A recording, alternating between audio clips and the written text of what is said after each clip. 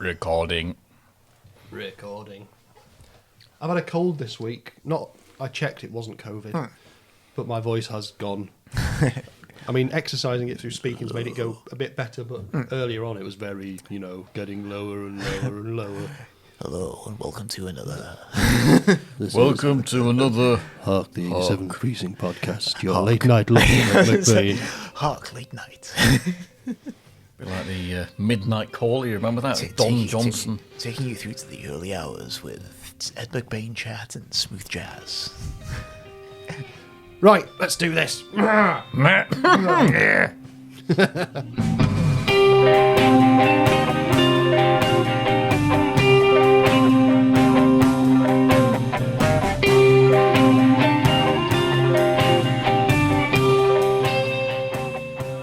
Hark, it's an 87th Precinct Podcast bonus episode. This is the bonus episode to accompany our look at book number 55 of 55 in the 87th Precinct series by Ed McBain. It's Fiddlers, and this is our bonus episode for our last episode of the main series of stuff. This is it. We're heading towards the end like a steam train going full tilt down a crime fiction book. I just didn't have a clue where that was going. I hit steam train, realised it probably wasn't a very useful metaphor, and just went silly instead. So powering it, burning books. Oh, don't, yeah. Like all the McBain, no. Now arriving at It's the platform last 2, the celebration train, Fahrenheit 451. Celebration train? I knew what I mean anyway. Yeah, it doesn't really work any of that, I don't No, think. shut up, Paul. Oh, well, if you're going to go loopy, do it in your very last bit of recording. Yeah, yes. Anyway, this is the bonus episode, so that means a look at the book covers and then some stuff about 2005, the year that it was... I said 2005 then, like an American. Ooh. Like the year that it was released. 2005 is the year that The Transformers, the movie, takes place. One of the best films ever made and animated from 1986. So, and if anyone disagrees, you can come and fight me. Please don't fight me. I'm very weak. The year is 2005.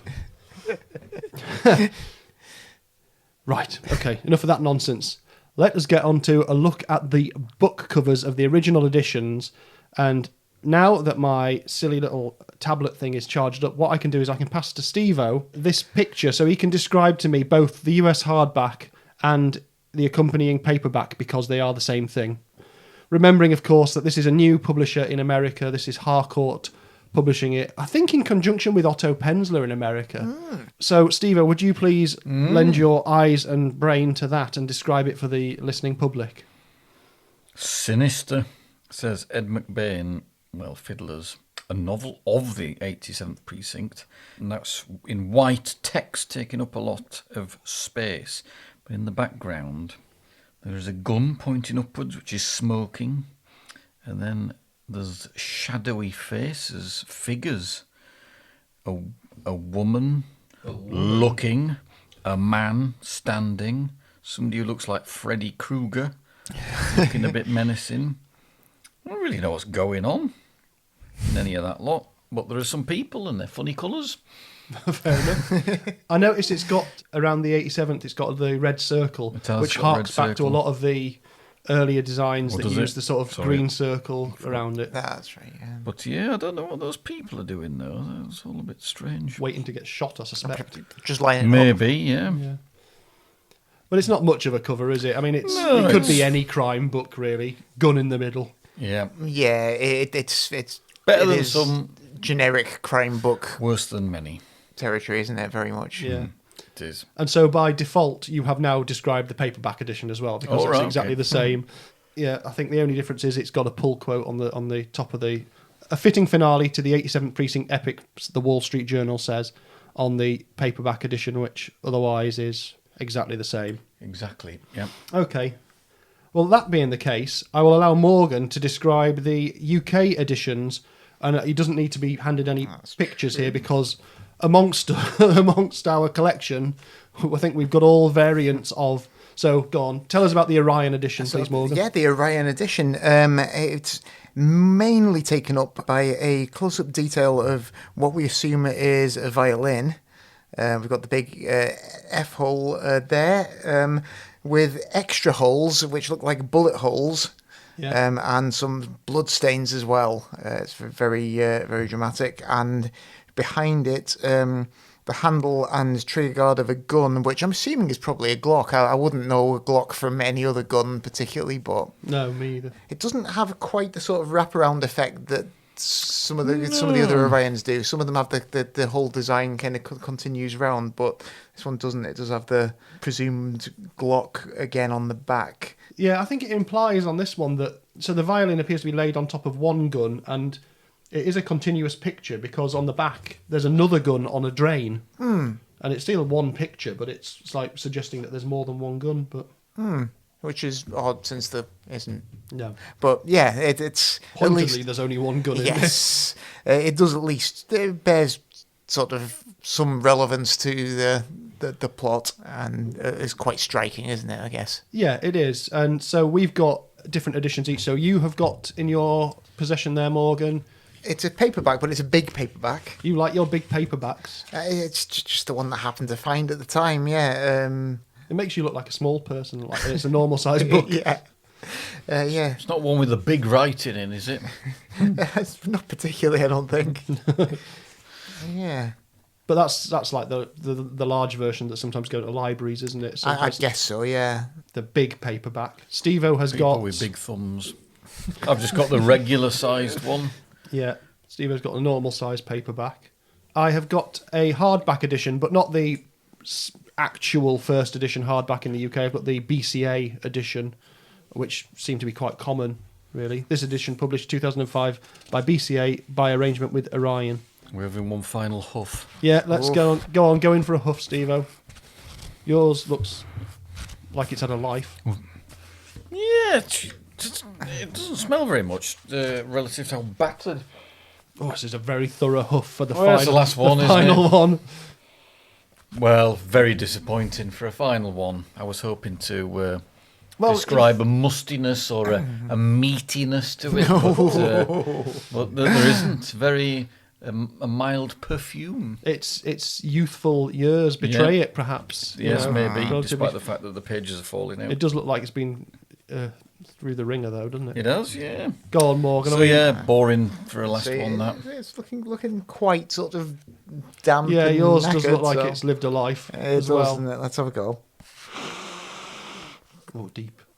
Yeah, there's like just a little kind of mustiness around the edges. It's not as fragrant as some of them, but Well, I'll check my hardback edition. Not much to report, I'm afraid to Yes. say. That's one a of the more disappointing way to go odorless, out. one of the more odorless ones. No, we could have pretended, but no. I mean, it's obviously they're all newer books, and I can't believe we spent most of this podcast smelling books. Well, Because I believe it was our friend Stella Weaver who first made a point of saying, I don't think we'd even noticed we'd started doing it, and then when we were going to stop doing it, I think Stella have was we not like, always done it every episode then? I or do can't you think remember. we start? I'm not going back to listen again. That's madness. Maybe we just That's why start. madness lies. I probably forgot to do it a few times, but Yeah. I do try and remember. Anyway, No, all I it know how symbolises popular it is that books are amazing physical objects. Yes. And while I have no objection with anyone reading things in digital format at all, You can't that's huff fine. You can't huff an iPad. No, you can't. you can't. You'd be mad to. Really. Absolutely. Yeah. That way madness lies. Where's madness? Over there. Every direction. Right. A couple of overseas editions. So Oh, so normally the Italian, we had those. I mean, we've been saying this for like months now. The Italian editions used to be brilliant in the Giallo Mondadori range, and then they started to get really boring. And this has hit new peaks of boring. So I'm not even going to sort of say, "Oh, Stevo, you describe this," and make him do something funny, because it's just crap. Just says Ed McBain, a story of the 87th Precinct, Traditori, which I think means traitors, which is a slightly different type. And then it's just a picture of an NYPD cop car. Oh, It's rubbish. I couldn't even find a high-res version of it. no, it's they But I might don't- as well have not bothered. Yeah, exactly. Exactly. But there is a Hayakawa pocket mystery book. And for the last time ever, I'm passing this to Stevo to lend his analytic weight to this. Oh, look at all the blood. Right, there's blood everywhere. Well, there's the colour red. Is it blood? Probably. I'm saying it's blood. So it looks like there's green and yellow, and there's 87 scratched in the middle with some like blue stripes, and then something that resembles something like a tunnel, like some arches. But then there's lots of splats everywhere. That does look like that looks like blood. It does. And then there's a yellowy thing there that could be a dead golden retriever, maybe. I don't know. But I don't know what that's supposed to represent. The arches.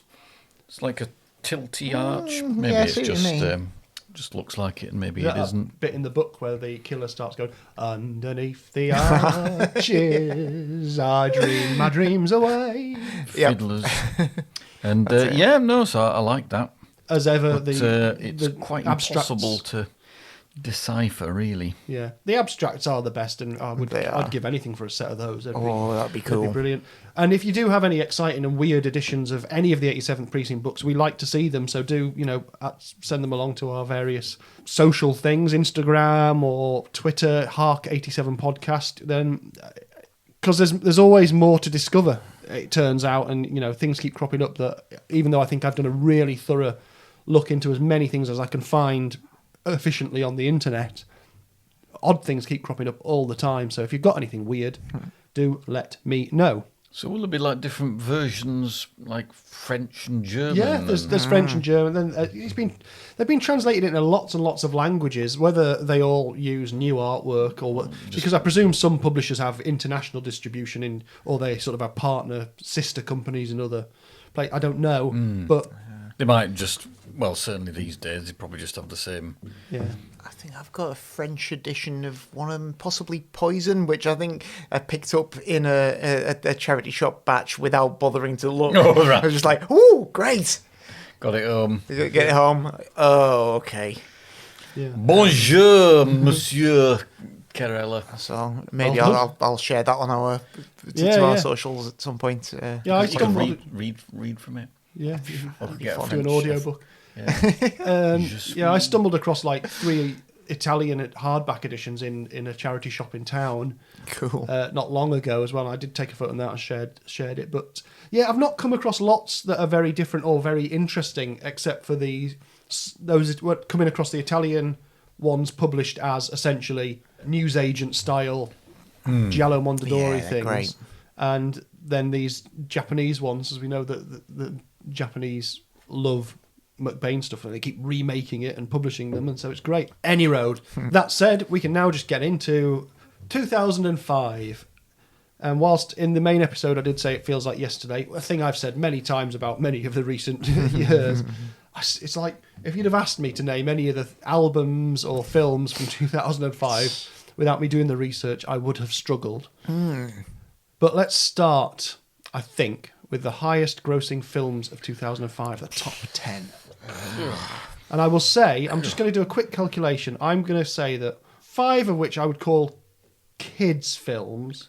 Potter started by then. Yes, it has. And the number 1 film is Harry Potter and the Goblet of Fire. Not bothered.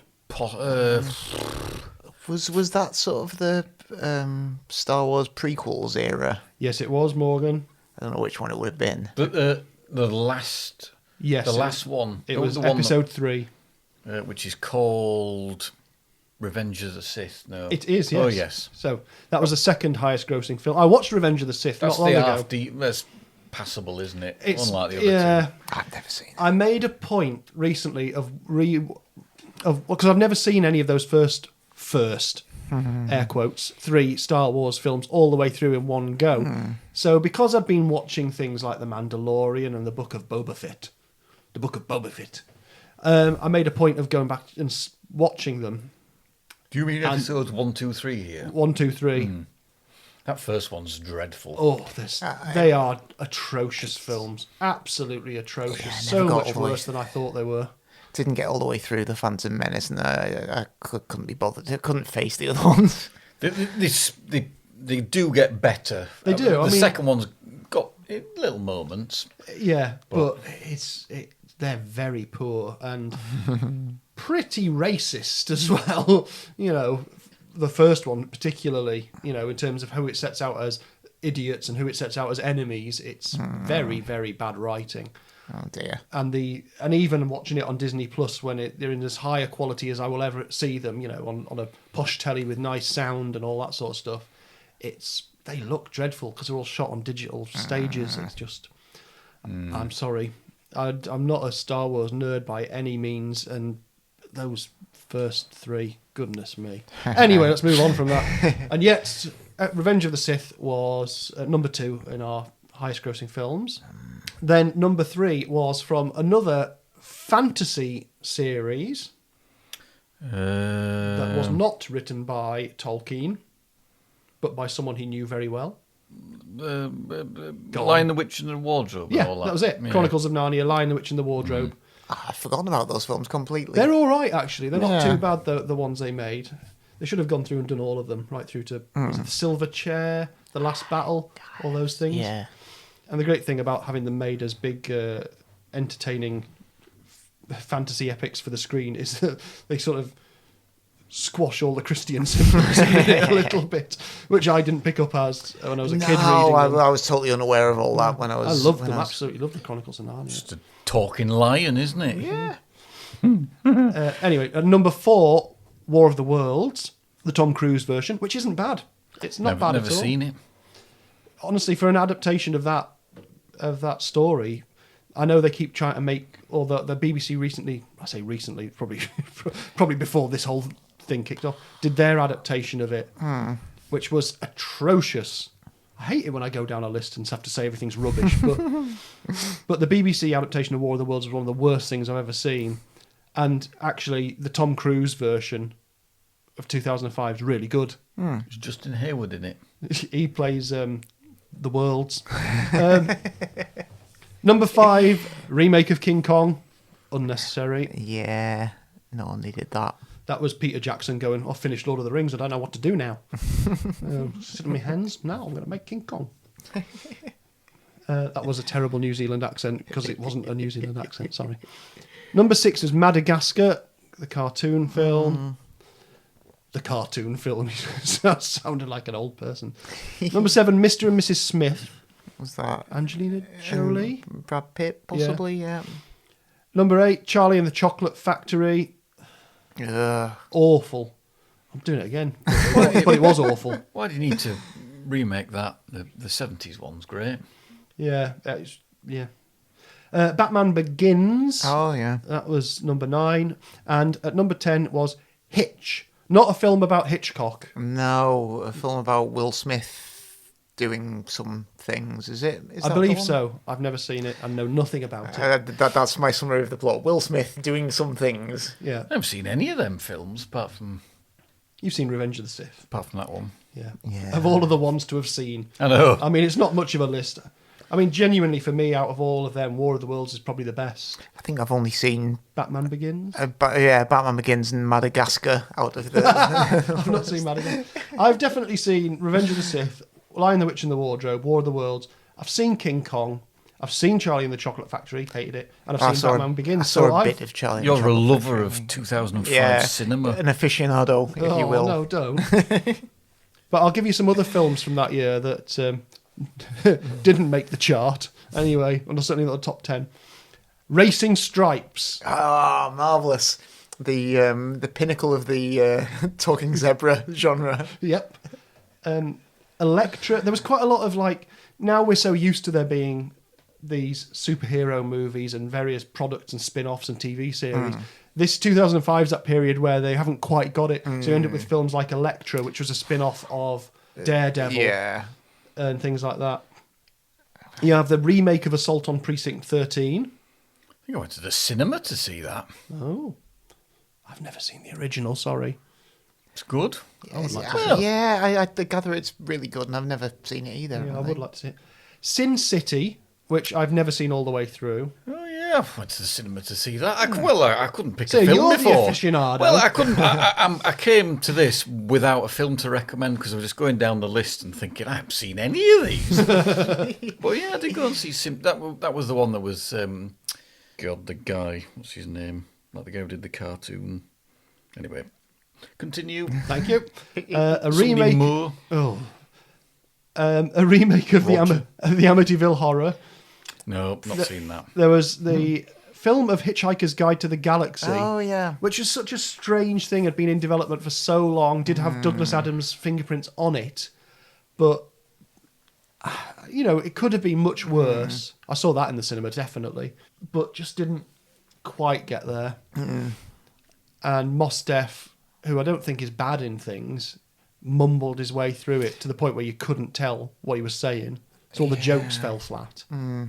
Anyway, It's an odd one. I love Hitchhiker's Guide to the Galaxy. It's such a shame it couldn't quite get it right. Yeah, it could have been great, couldn't it? But, tricky. The film of the League of Gentlemen's Apocalypse, which I definitely saw in the cinema. So the League of Gentlemen movie, which is if people don't know, the League of Gentlemen was a sketch-style, dark, not a sitcom, comedy series, let's say. Brilliant, absolutely brilliant. British TV series, comedy TV series that have films made is a strange scenario that you could do a whole podcast on TV series and their film adaptation. And I think Apocalypse does suffer a little bit from that. Weirdly meta, isn't it? Yes, it's very meta. Yeah. Too meta. But that's all right, because if you didn't like that, you'd have gone and seen Herbie Fully Loaded. Oh, is that the Lindsay Lohan Herbie reboot? It is, yes. Not Herbie Witchfinder General, sadly. Oh, God, you That was remember the Herbie next one, too. Witchfinder General? I do. It's still my pinned tweet on Twitter. The poster I made for it. The best things I've ever thought of, It's thought up in my entire life. I don't know. I should get some T-shirts made soon and sell them. David Tomlinson as Oliver Cromwell.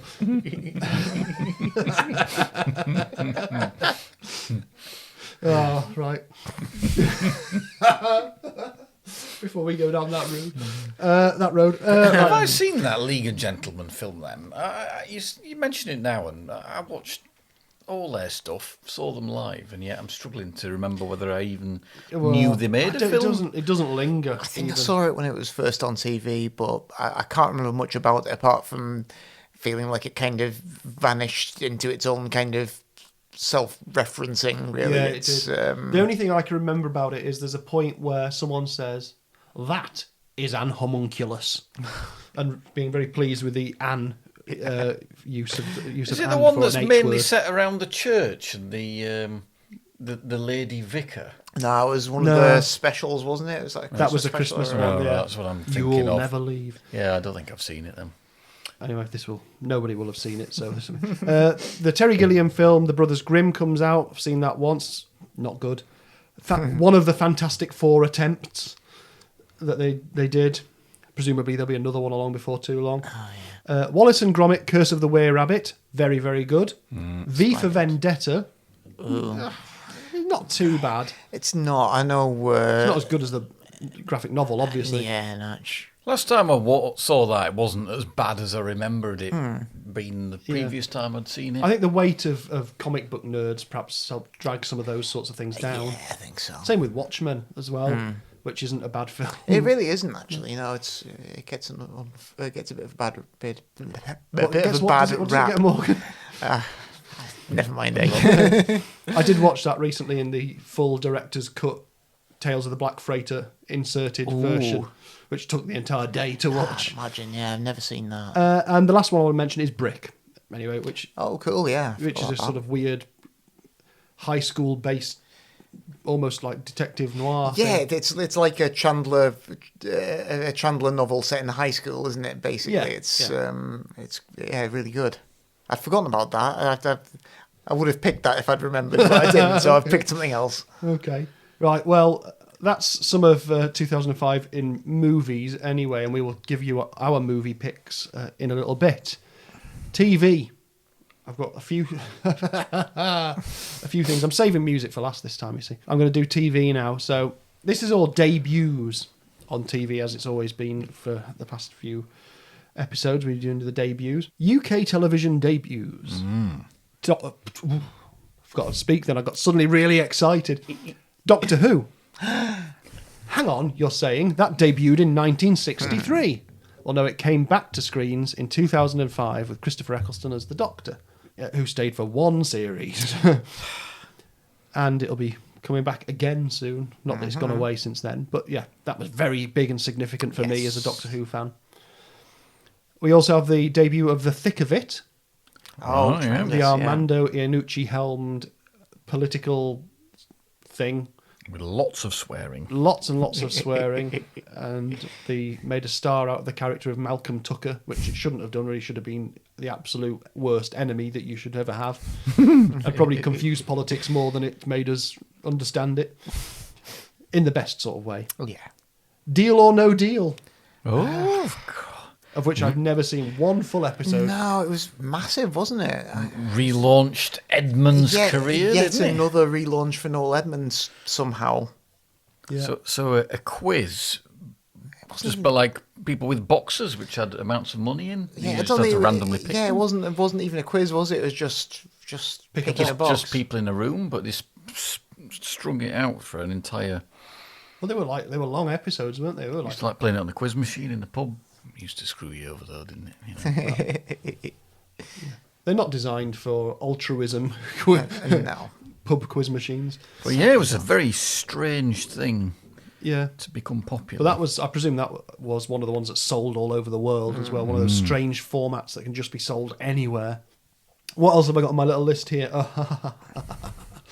The BBC TV series Coast started, presented by a man who has turned into an absolute lunatic now, but I'm not going to say any more about that.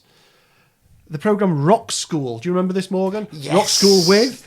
Gene Simmons. Oh my! That was absolutely bloody It was brilliant. terrific, yeah.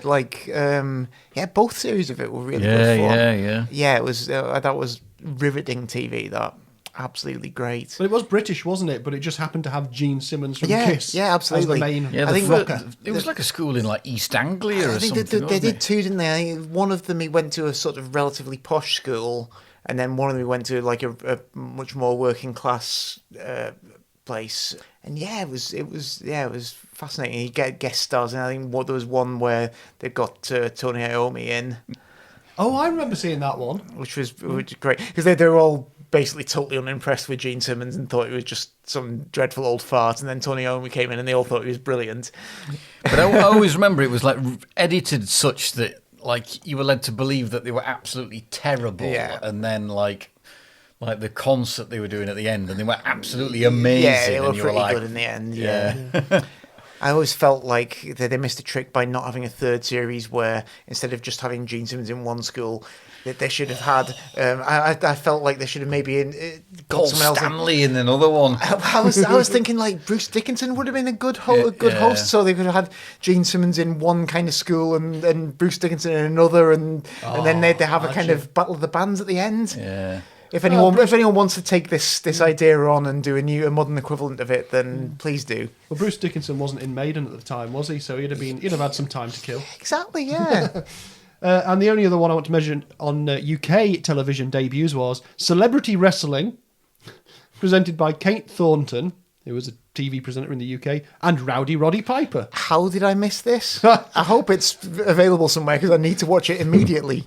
I mean, I looked at the list of celebrities, and it's nobody. There's no one you know on there. A couple of like people associated with the royal family somewhere along the line, those sorts of people. Okay. You know, and just a couple of sports people. It was just, but yeah, Rowdy Roddy Piper and Kate Thornton together at last.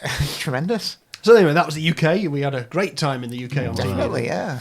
US television debuts, of which a lot of these are really famous, but I don't think I've seen any of these. I've never seen a single episode of How I Met Your Mother. It's not very good. I've never. In my That's opinion. been rebooted or sequeled now, hasn't it? Oh, yeah, I gather so, yeah. I've never seen one single full episode of My Name Is Earl. That started in That 2005. was all right, I think, but I never properly watched it. I don't think it was very easy to get over here, and then it was, but it was years later. And stuff. Bones, starring David Boreanaz, who played Angel, Oh, yeah.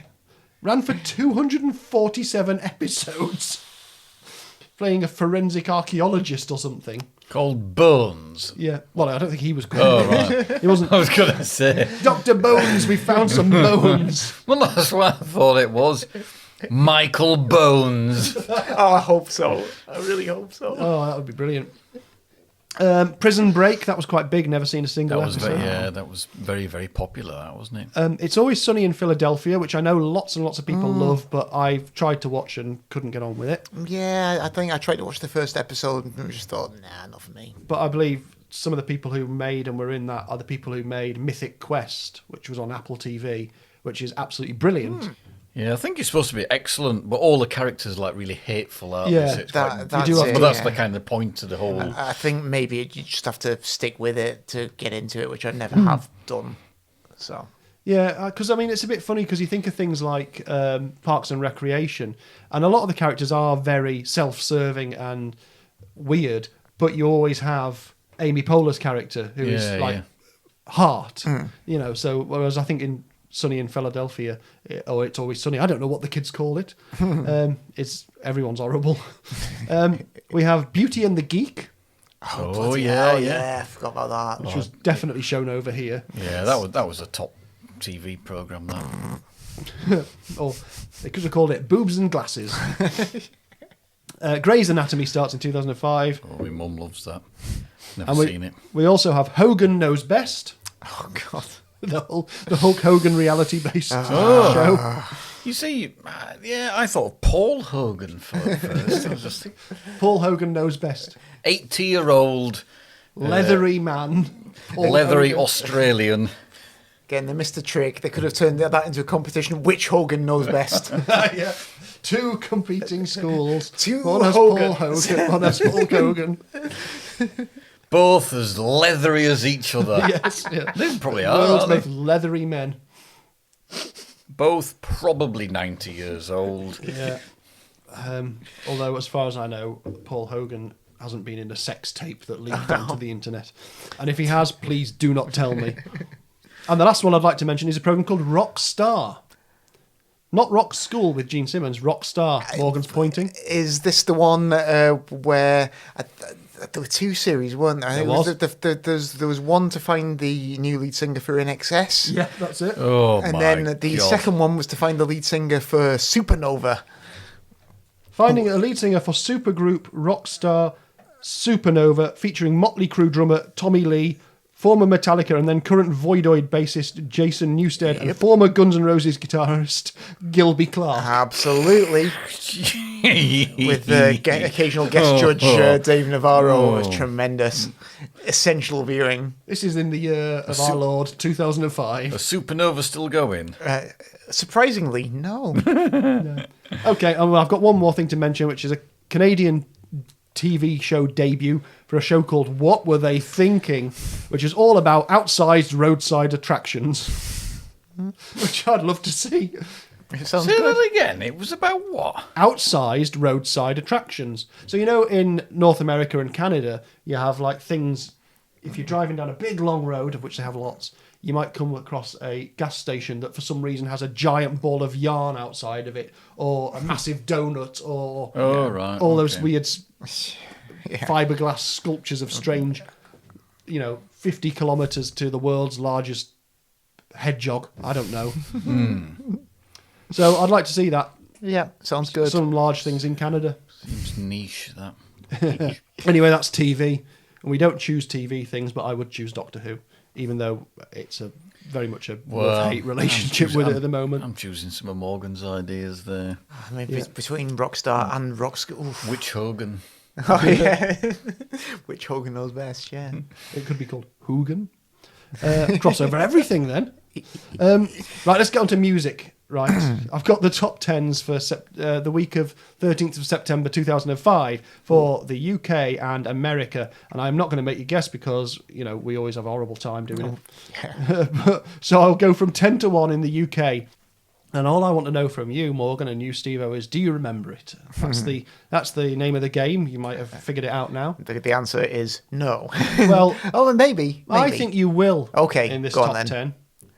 So at number 10, it's These Boots Are Made for Walking by Jessica Simpson. Oh, Yes. yeah, from the Dukes of Hazzard movie. Yes, that's what it's from. Yes, well done. I think it had Willie Nelson guested on it for some reason. Not one of his best moments. He was probably just stoned and didn't I know what he was imagine doing. Number 9, Lay Your Hands by Simon Webb. I don't remember that. He's the guy from Blue, isn't he? But I don't remember what the song went like at all. Lay your webbed hands. Yeah. Crawl out On of, me your, bum. out of the liquid that you easily move through due to your webbing. 8 is The One I Love by David Gray. I saw some alarming adverts that he is loose. Oh my God. Making some sort of... David Gray has escaped confinement. Yeah, and I think he's... yeah. Oh no. I can't remember what that song goes like. No. Well, I can guess, but I'm Right, not, yeah. Number 7, The Importance of Being Idle by Oasis. Yeah, that was like it was a bit of a lazy Sunday afternoon by lazing on a Sunday afternoon rather by the Kinks knockoff, wasn't it? It was almost exactly the same as that, but That's what earned it its number 1 position at some point. Yeah. So I don't like Oasis. nor do I. Number 6, Pon de Replay by Rihanna. Oh yeah, it's that was like Rihanna's breakthrough, wasn't it? Like when she was still sort of pretty much a dancehall reggae kind of Yeah. singer. Number 5, Bad Day by Daniel Powter. Oh yeah, what happened to him? That song hangs around though, doesn't it? Yeah, it does, like a bad smell. Number 4, Fix You by Coldplay. Number 3, Dr. Pressure by Milo versus the Miami Sound Machine. Oh yeah, so yeah, I remember that. I don't. Maybe you're not missing much. Number 2, Dare by Gorillaz. Oh yeah, That's all right. Yeah, the Shawn Ryder one, is it? Yeah, I think so, that one. 'Cause I think Yeah, it is, yeah. because it's called Dare because I think the lyric is it's there, but you can't because it's Shawn Ryder. It comes out as Dare. And at number 1, it's Don't Ya by Pussycat Dolls featuring Busta Rhymes. Oof, what a classic! Yeah. But yeah, I think we sort of know most of those. The question is, do we know the American top 10 of the same week? Definitely not. It's going to be. If there's not 5 featured in this list... Yeah, it'll be hip hop collaborations that I've never heard of. I'm guessing. Okay, but let's see. Let's start at number 10 again. You and Me by Lifehouse. The Lifehouse family. Yeah, that's it. Number 9, Let Me Hold You by Bow Wow featuring Omarion. Oh, little Bow Wow. Well, I guess he's not that little by that point. I only He remember just says Bow Wow. I can't confirm his size. only remember his debut single when he was Little Bow Wow, like the Snoop Dogg's junior associate. Number 8, Sugar We're Going Down by Fall Out Boy. Down in an early round, sugar we're going down swinging, all that nonsense. Oh, right, okay, yeah. So, Number 1 with a bullet. Yeah, nonsense. Number 7, Pon de Replay by Rihanna. There she is again. So there she featured. I thought I had to look again then because I thought my computer screen had glitched. But number 6 is Like You, Bow Wow featuring Kiara. Excellent too. They're both the same. Yeah. Number 5, Don't Ya by the Pussycat Dolls featuring Busta Rhymes. 3. Number 4, We Belong Together by Mariah Carey. We belong together. Not that one. I don't know. Could be that one. Good old bonkers Mariah. Number 3, Lose Control by Missy Elliott featuring Kiara and Fat Man Scoop. I can't remember that one, Lose Control. Yes, I vaguely do. It's pretty good, I think, and like fairly. Well, Missy's normally all right. Yeah, fairly mind-boggling video, I think, too. Yeah. Number 2, Shake It Off by Mariah Carey. And number 1, Gold Digger by Kanye West featuring Jamie Foxx. Oh, yeah. 5. 5 featurings. Yeah. I do remember that one, yes. Yeah. But yeah, it's funny, there's a couple of crossovers there, but it's... It's not as bad as what we had last time, the time before, where we didn't know any of them, really. No, not at all. But yes, we've got to choose our are albums from 2004.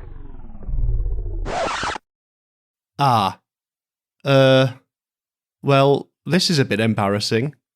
After nearly 6 years and 132 episodes, we've suffered our first ever real technical breakdown. Well, I say technical breakdown. Essentially, what happened was I forgot to check that there was enough space to record the episodes on my little Zoom recorder, which I normally do as a matter of course at the start of an episode, but I don't know what it was. I don't know if it's because I've had a cold or I was excited, but for some reason I didn't, and we paid the price. Essentially, we lost, we'd have been going for another 10 minutes and we ran out of time, and I didn't notice that we had, and then it was too late to do anything by the time I'd figured it out. Sorry? So, essentially, we end on a cliffhanger! Yes, we will reveal our picks for 2005 when we come back to do our roundup episode about the series in general, our process, our scores, all that sort of stuff. So you'll be able to answer the question, what did Stevo think about the films in 2005? What did he choose? What did Morgan pick out of everything that came out that year? What sort of normal, boring rubbish did Paul choose as he normally does? All this and more will be answered when we return. So all I can say is sorry again, and thank you again for being on this journey with us and being part of Hark, the 87th Precinct podcast as a project. It's been a fantastic thing to do, knowing that there are people out there enjoying it and appreciating it, which makes us enjoy and appreciate it even more. So thank you very, very much. And until we return, all I can say is, fare thee well.